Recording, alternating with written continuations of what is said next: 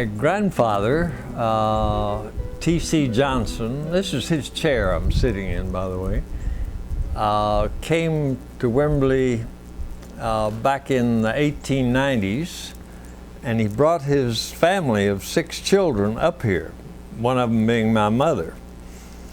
And so he and my mother and the rest of the gang spent their childhood in Wimberley every summer, and Christmas and Thanksgiving and holidays.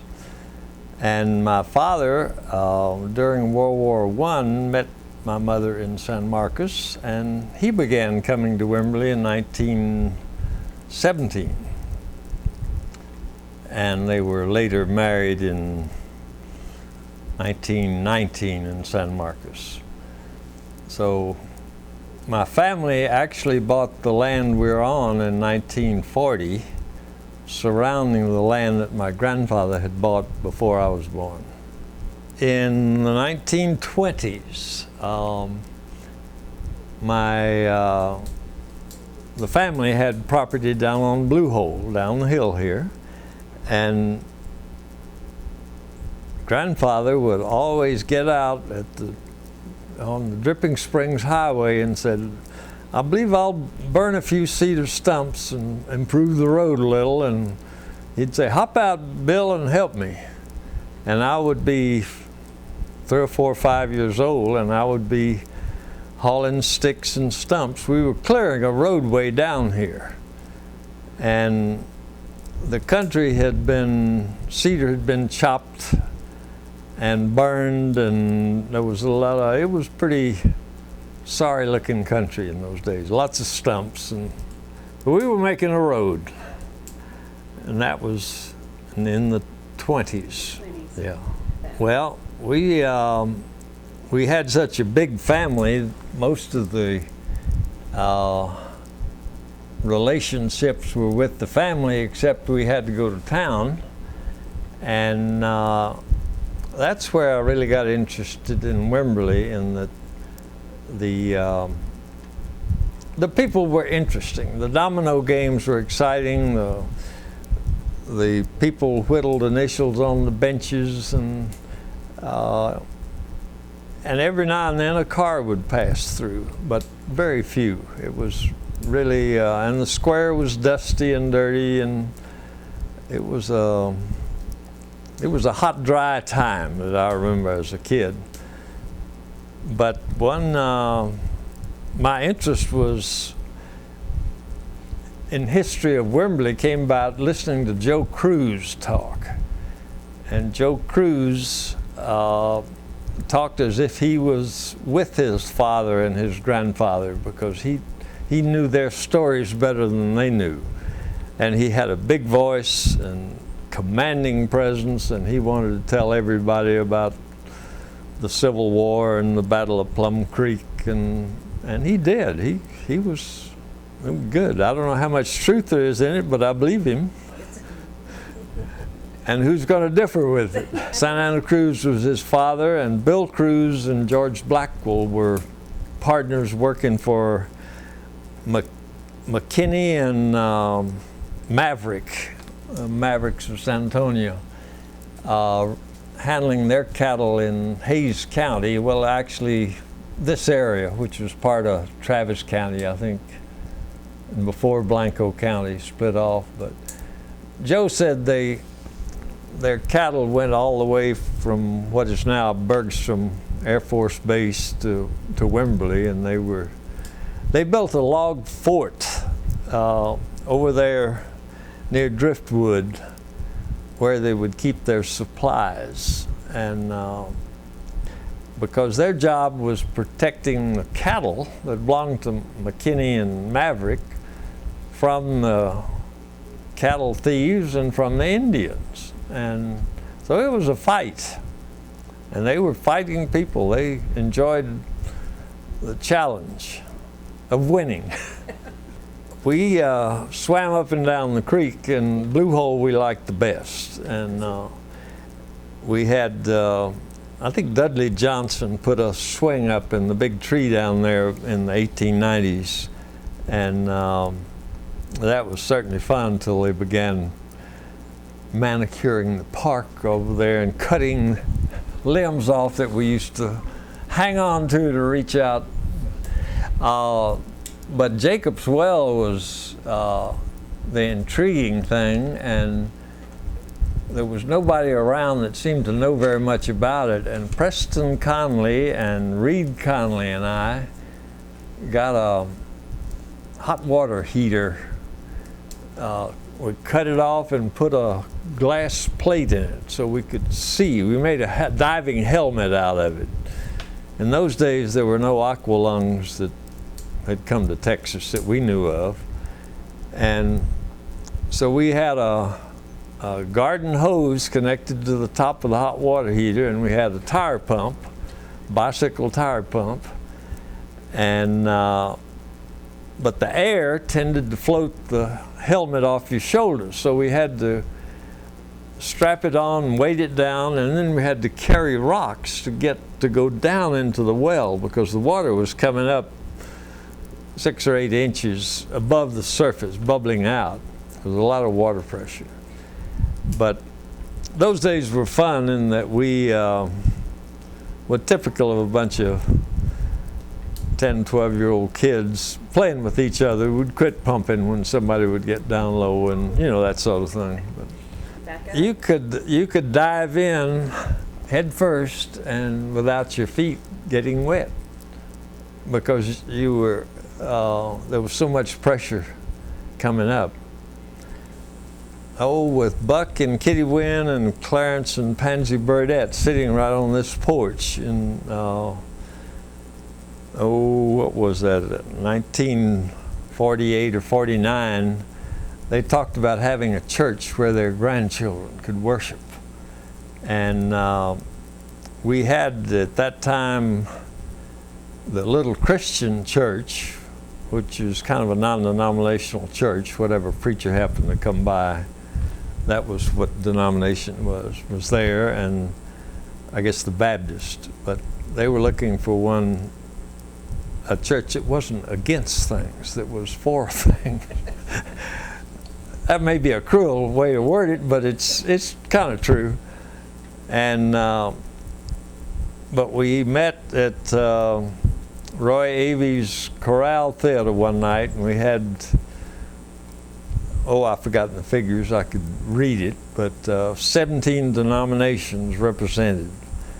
And we had a lot of conflicts to work out, but the people that were there wanted a church and wanted to work it out. And the biggest problem was the Church of Christ wanted communion every Sunday, I think it was. And another group didn't want music, instrumental music. And anyway, that was all worked out, and so we had church on the square. At that time, the Johnsons owned north side of the square, and where the Bowmans have a shop now. What do they call it? Blue Willow. Joe Springs with Nay Walker had quit running a garage filling station, and we cleaned up the grease and moved the gas pumps, and we had the church there with the Sunday school and the Saunders house next door. I went to the University of Texas and got a degree in geology, and but I didn't want to go to Odessa, Texas, or Maracaibo, Venezuela, and so MF and I decided it'd be more fun to be poor in Wimberley. So we were, but I got a job managing a farm and managing a ranch, about which I knew nothing. And I figured, though, if I'd been to Texas, Aggies took 4 years to learn. I figured I could learn in 6 months everything I needed to know. So I've been at that ever since then. My wife, MF, was complaining about something the other day, and I said, well, don't you remember when somebody wanted a carpenter, and they would ask somebody on the square if they were a carpenter or knew a carpenter? Yes, I'm a carpenter. or a plumber, or an electrician, or a brain surgeon. It didn't matter what it was. But before we had the influx of more talented people, everybody did everything for themselves.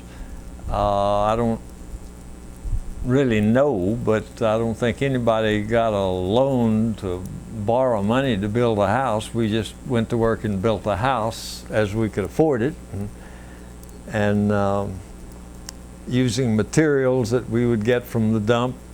The dump was a trading area in those days, before we have the formality of government and rules and regulations. And the dump was where you would go to get spare windows or doors or whatever. Somebody would be cleaning up and changing.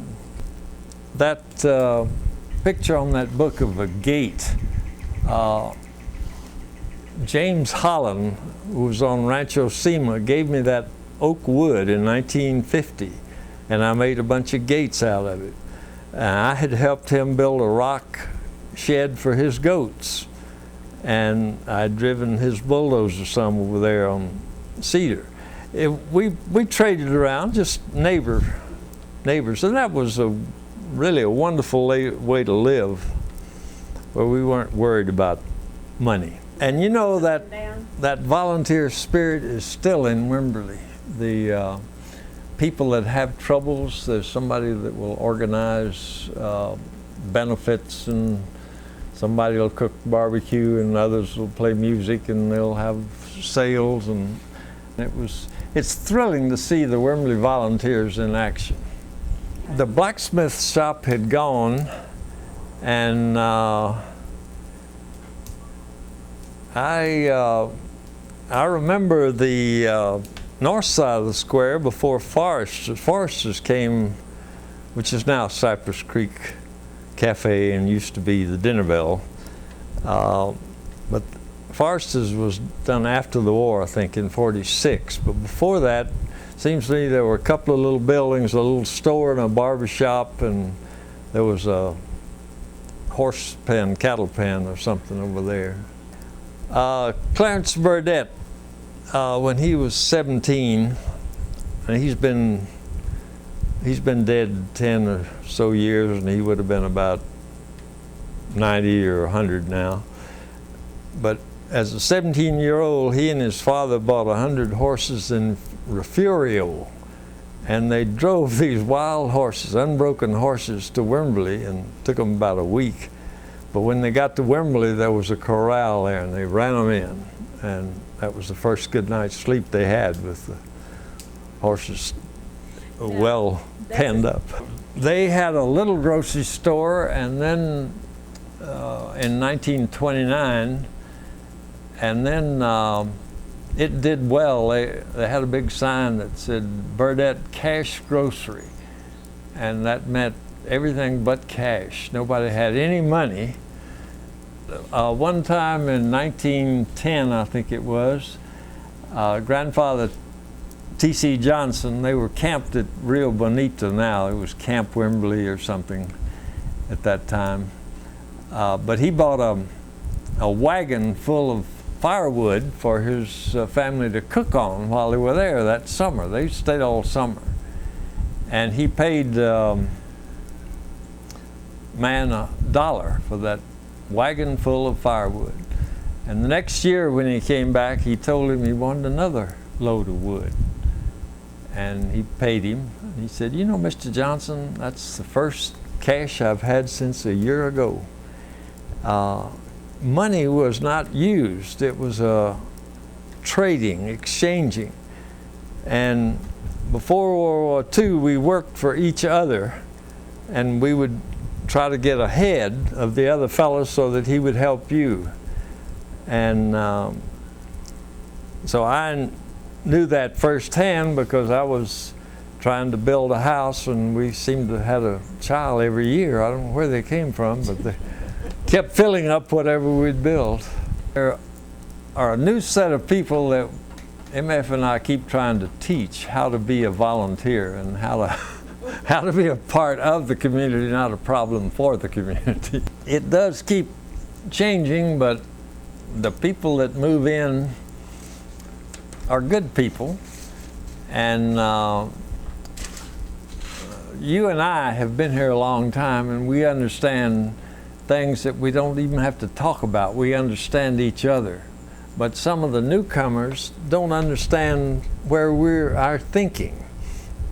And when they move in and think they will help Clemmy and Bill by changing the system and putting a road right through our pasture, our telephone line right out the kitchen window where my wife can look at a post every time she's in the kitchen, they think that's progress. But you and I don't. And Buck Wynn had an airport. He had the airport, okay. And when we had bought this land we're on now, and my mother and dad had a radio program traveling out of New York, but traveling extensively in a couple of 3 continents. They wanted an architect to design a house, and they told what they wanted in a house, and Buck Wynn said, "Oh, I've got a good architect friend, and I'll tell him to come on over." And so O'Neill Ford, who became quite a famous architect in San Antonio, restoring the missions and building La Villita and so on, began flying in. But he would buzz us real low and drop things out, and then go land at Buck's pasture, and we'd go pick him up. And he would come over, and we'd discuss what we were doing. And that was really fun. I bet that was a lot of fun. Well, Buck Wynn, by the way, when he had a stroke and they told him he couldn't drive anymore, he shrugged his shoulders, and he'd go out to Nellie Bell, his little airplane, and he'd go flying. They wouldn't let him drive. So He'd fly. Couldn't drive, so he could fly. Yeah, they didn't say he can't fly. We enjoyed Buck and Kitty and their Tinka and Jim. Before MF and I were married, we were married in '47. When she wanted to come out for me, well, she would stay with the Winds, and we did things a little differently in those days than is done now. But so MF got to know them real well early also. And They were really nice people. Buck was a lot of fun. He, when we talked about where we're going to build a church, he said, "Let's put it on top of Baldy and eliminate the casual Christian." I've heard about 5 people that started the first market day, and it does go, and then it does die, and it does begin again, so maybe that's true. But I found a letter a month ago. My uncle Tom Johnson, who had land here also, wrote about spending a cold night on the creek where he was freezing. He camped out down the hill here.